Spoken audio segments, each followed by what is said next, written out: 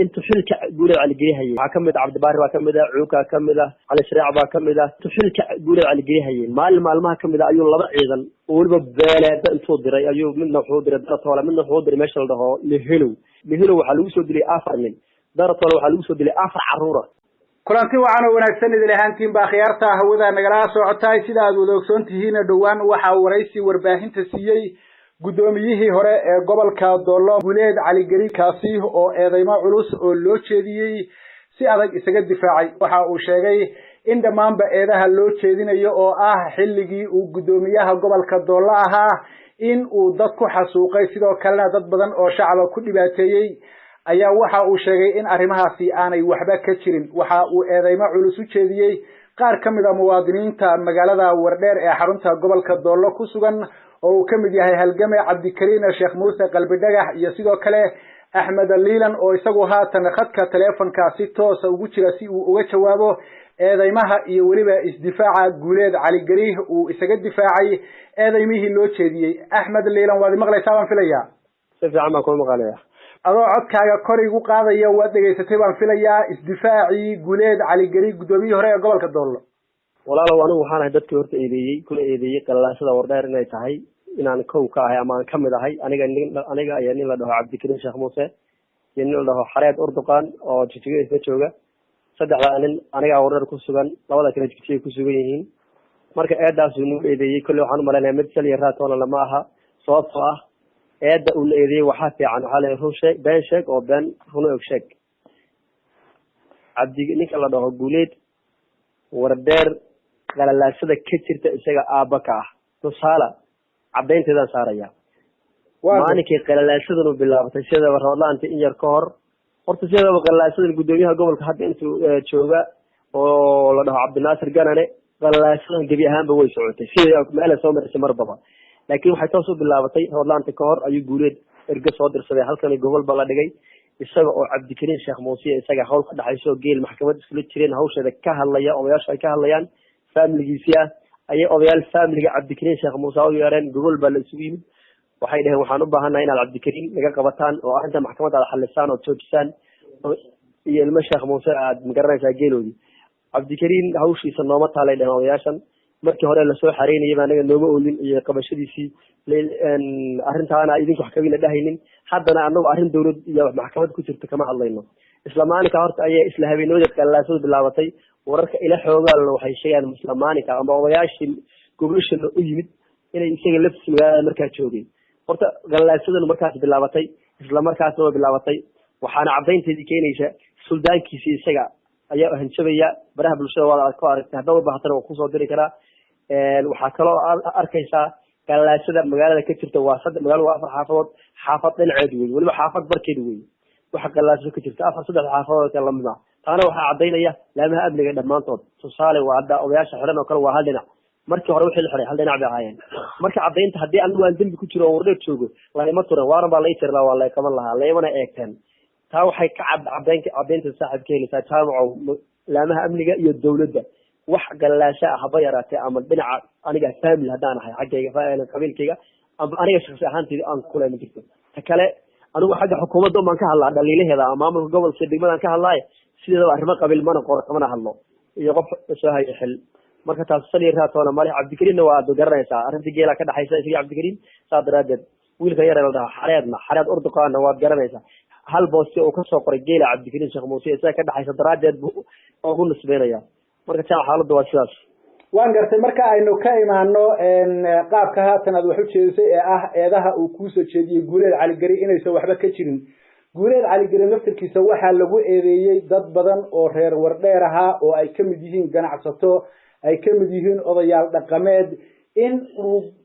ciidamada Itoobiya ku dilay arrintaasi maxaad kala socotaa maadaama aad gobolka joogtay xilligii uu gudoomiyaha gobolka ahaa Guuleed Cali Gari jaamaco horta waxaan telefoon ku soo koobi karaa ma aha tacdiid iyo dhibaatadii Guuleed Cali Gari ku geystay gobolka Doolo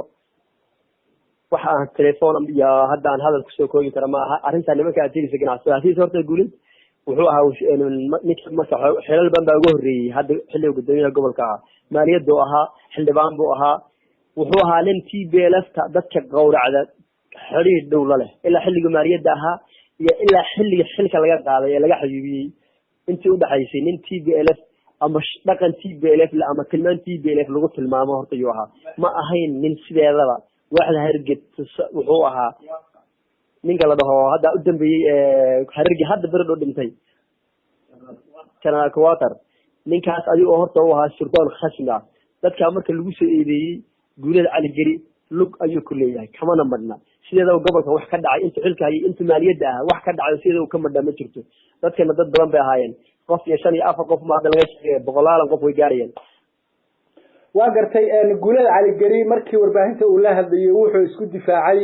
in ay jiraan shakhsiyaad nacayb isaga iyo qabiilkiisa u haya kuwaasina ay doonayaan in ay eedeymo aan jirin u abuuraan waxa uu soo qaatay adiga shakhsiyadaada Cabdikariin Sheekh Muuse qalbi dhagax iyo waliba shakhsiyaad kale marka laga yimaado eedeymahaas ma isleedahay way jiraan yani dhibaatada loo abuurayo isaga aba ka yaabin guulada cali gari waxaan u hayno baaba ka badan waxaan wax kala wada xambaareen intaan haynaaba arabi yaana soo koobi kareenida wax eedo gulidsiisaba kala wada xambaareen ma jirto hadii geel tahay hadii dad raashin ceel laga goro tahay hadii raashin la goobamay tahay hadii dad xabsi lagu gowraco tahay hadii jirdilba tahay gulid intaan u haynaa ka badan waxa marka eedan jirin aan saaraba xaraam qof baan lagu xusayn laba saaro marka si guud looga warramayo xaaladda gobolka Doolo waagi isagu uu gudoomiyaha gobolka ahaa ee uu maamulka joogay amaba uu maaliyadda joogay dadkii la laayay ama dhibaatada loo geystay wax ma ka xasuusataa dadka niyo dad badan hadda ima koobna dadkaas dad badan ma ka xasuustaa xilliin ilaa maali ilaa xilka uu saayay waxa kamid ah xilkan ku sheegay hadda Cabdibaari waa kamid ah Cuuka kamid ah على شريعة باكملة وحكملة حلية حيوان خصوصا وحكملة ما أنت حلك قول على جريها ما ما كملة أيون الله أيضا والببالة تنصدر أيون منه حضر الدراسة ولا منه حضر مشل ده لهلو لبادي بهلو حلوسه دري آخر من ويما دين قول له قدومي ويما دين هل كان كوشرية رصاص نمكسر لا يلور دراسة ولا حلوسه دري آخر عرورة ويما دين هل كان كوشرية رصاص لا غرر أنا أرجع عندها عنده شيء وحلا قرني ما هنتاسي dadkaas dad marka maarta ama beela ahaan ha u adeegsado ama maleeshiya ahaan ha u adeegsado wax intii uu soo jiray oo sameeyay guuladu wuxuu caan ku ahaa markuu xilka hayay beelaha ninka yiri uu ahaa guuleed waan ka maaranaa wadada walwaaleed iyo wadada wardheer ee qabridahan inta u dhaxaysa waan ka maaranaa ninka yiri uu sideedaba labada wadada u dhaxaysa waan ka maaranaa halka xabashiga ku dhinta magtiisana waxa laga qaadayaa heerka inta degan حتى مكتب حبشة أياد ضد أوياش لو قرأت شيء ما حبش مركي البلاد بتصلحن أو اللي في هذا اللي شيء مركي هل حبش اللي دلو أنت صلواتنا مصدق أضيع لو سعودي شيء لو تبدي شيء ودين أنت سوين شيء أنت أصبح حياة لما تيجي كراي dad kan aad leedahay waxa lagu soo dilay darha toole iyo lehelow odayaasha iyo carruurta isugu jira sababta loo dilay maxay ahayd wax sabab oo loo dilay gabi ahaan ma jirto waxa loo soo dilay dad shacab oo la faatiin tusaalahan darha toole ka dhaan bay wadeen shan carruur ay ahaayeen saddex walaalo ah dhaan bay wadeen bal bay ka dhaansanayeen inta loo yimid la laayo la burburiyay kadib hal la bireeyo halka inta la yimid ka sharo iyo rasaas loo raray guuleed laftiisu intuu tagay meeshii la tagaa la yiri oo la filaayay bay ahayd waa tahay Axmed oo isaga oo ka jawaabayo su'aal laga weydiiyay arrintaas waxa uu sheegay in xilliga dadka darha toole iyo lehelow lagu laayay ayna xilligiisa ahayn oo aanu markaa gudoomiyaha gobolka Doolo ahayn iyo way kaleeyeen dadka hadda aan ku sheegay darha toole iyo lehelow oo kale saa gudoomiyaha gobolaha isaga amri laakiin nimanka kale ganacsatada iyo isugu jira dhaqaatiirta inay ka horeeyaan waa suurtagal xilliga maaliyadda waa suurtagal tahay laakiin kuwan kale ayadoo shuur weey wax la qarinay ma ahayn wuxuu ku dooday in uu isagu dadka wax tari jiray oo intuu raashinka garabkiisa ku qaado uu meelaha fog ugu geyn jiray taa bedelkeedana ay cambaarayn aan waxba ka jirin tahay in la yiraahdo guuleed baa dad laayay ka waran ma aha shakhsi dadka wax tara oo dadka caawiyo oo meelo fog dadka gurmad ugu geeyo taas haba ka yaabin inuu guuleed dad u caawin jiray raashin u geyn jiray ka yaabin indhaha waxaan saaray mararka qaar kood sonkorta haaf lama bixi jiray saddex koombo markii la baxo ama laba koombo sagaalka markay tahay labada duhurnimo qabaar ka qaadan jiray guuleed maleeshiyaana u qaadan jiray laba horta waqtiga xilli soo bixi jiray sideeda subaxnimo uu bixi jiray dadka soo galiyo caanaha ka qaadan jiray ama inta jeebka ugu jirta sonkorta ku doonayaan ka qaadan jiray gelinka dambana labada duhurnimo bixi jiray ilaa casar gaamo uu wareegi jiray sokoobada sokorta ay gabadha foodolo waata intuu soo qaato ayuu macaan ka ridi jiray ama kayla ama maleeshiya siin jiray wax la garan kariyo wax taas shuur ahayd hatta xilliga waxaan xusuustaa hay'adaha xuquuqda human rights watch way xilliga ka hadashaa kamid aha ay ka hadashay تعدي جوليد على جري أما مام قبل كايا وردر وكذا شيء هذا أنا سوبر ماركت شفت حلي عاش اللي جودومي حلي أتوي جرتي وحلا قرنا يمرك ما هي جوليد سنكرت جدا وحن خصوصا هذا هبل كل كرا ترجي أنت في ذا سوق حيستان لعكتي في ذا شيء وتشوف وقعت عليه حرارة كتورة كده وحنا في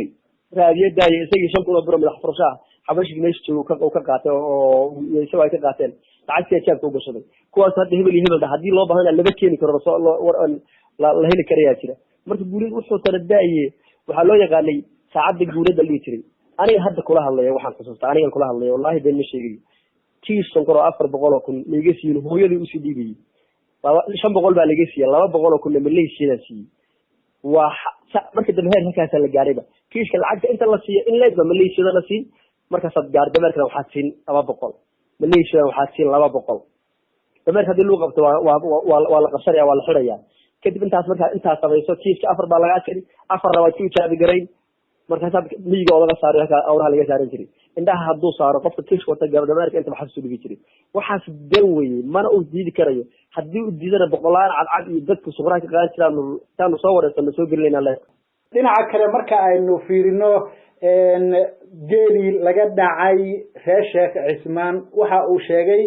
in uusan waxba ka ogeyn oo maamulka degmada Wardheer ay geelaasi shuqul ku lahaayeen una ahaa qorshe maamulka degmada u gaaray arrintaasi ma jirtaa horta niyo waxa nasiib darro ah siyo maamul soo maray hadana isaga iskala qaadaya maamul degmo waxa la iska mid ah baarlamaanka ansixiyay baarlamaanka dawlad weyn waana naqaanay baarlamaanka Itoobiya ansixiyay geela heerka 5 la soo xareeyo halkeen qoraalkoodii saxiixoodii iyo meesha ku ansixiyeen ta kale maamul degmo geel soo xareeyay ana gobolka xukumay ana lama ogeyn waa been tirada geela niyo sidoo geela tiradiisa 160 tahay 160 kaas ari 600 weheliyo oo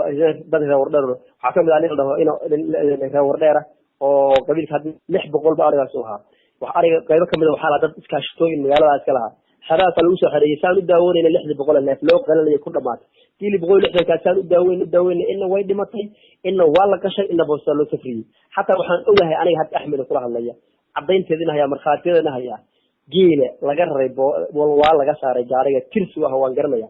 dadkii saaray gaariga qaaday cidii qaaday dadkii xataa u tagay ergada u tagay xilligaas dadkii saaray markii ergada u tagay oo isaga family-goodii ah oo anaguna afkigaan ku wareysto geelan maanta waa adduun birina waa aakhir adduunku isbedeliye geelan gaariga la saaray halka sumada leh heer Sheekh Muuse leeyihiin iyo ka saarina gaariga hatta ragga isaga geela saaraya waa laba nin labada had magaalada joogan labada nin baa geela gaariga saartay waa wax iska cad baahay wax la qarinayna ma ahayn markii geelanu waa cad yahay geel harcad la soo xareeyay buu ahaa geel tagay buu ahaa geel lagu tagrifalay baa wax baxsaday wax reer ku noqday wax lagu celiyay mid ma jiro si guud markaad uga waranto sawirka ama ninka uu yahay Guuleed Cali Gari maxaad ku tilmaami kartaa waxaan joogay Wardheer min bilow ilaa dhammaad inta soo magacaabay intii wadanka joogay waan joogay qof bila aadan ama xurmo bila aadan ama qad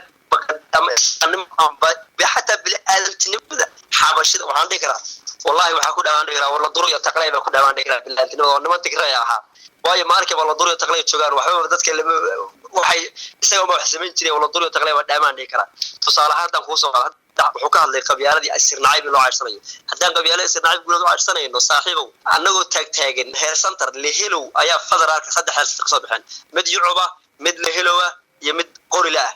saddex heer center ba wuxuu ku wareejiyay kii qorile uu wareejiyay kii la helo uu wareejiyay waxaan xaqiiqada haynaa oo cadeynteeda haynaa sidii heer centerkii la helo looga dhisay korto looga dhisay hatta laba isma weydiinin kama aana hadal mana aana kaalin xilliga haddana uma aanan qabsanin center clear wuxuu ka dhisay kurtulle waxaana ka dhisay guurid ma dhaana heerkooda wax siiyay ma dhahayno anagu heer ahaan ma hadlayno anagu shakhsi ahaantiisa taadiisa man ka hadlayna si aad guurid anagu heer ahaan ma arsanayno qabiil ahaan ma arsanayno tusaalaha hadda kaga soo hadlo aniga shakhsi ahaantayda 2001 European Ethiopian calendar ardadii tomnaadka ahayd xilliga waxaan kamid ahaa ardadii admissionkayga oo kula hadlay goday buu admission kaarkayga aan taag guriga kula sawirradii saas soo tagay wuxuu soo bidhaantooda gartay isirnaybu u saaray oo kamid ah anaa kamid ah waxaan ka xusuustaa yarda Maxamed Ciise oo hadda u shaqeeya hay'adda OIM oo Addis-Ababa xarunta jooga yaa ka xusuustaa sawirrada anadii intuu kala baxay admission kaanigii ayuu jijilaaday imtixaanka sidii uu naga gubtay 135 arday oo kamid ah imtixaanka sidii kaga gubtay oo sanadkii ku fail garowday kanika istirnaacibkiisii iyo qabyaaladiisii iyo qorshihiisii ayuu hadda rabaa si door la inuu hadda u soo saaro oo chance kaga helay markii la xisaabtamo waayay marka anigu kuma tilmaami karay kulli qof bini'aadana wuxuu wuxuu isticmaalo iyo wuxuu samayn karo midna ma sameyn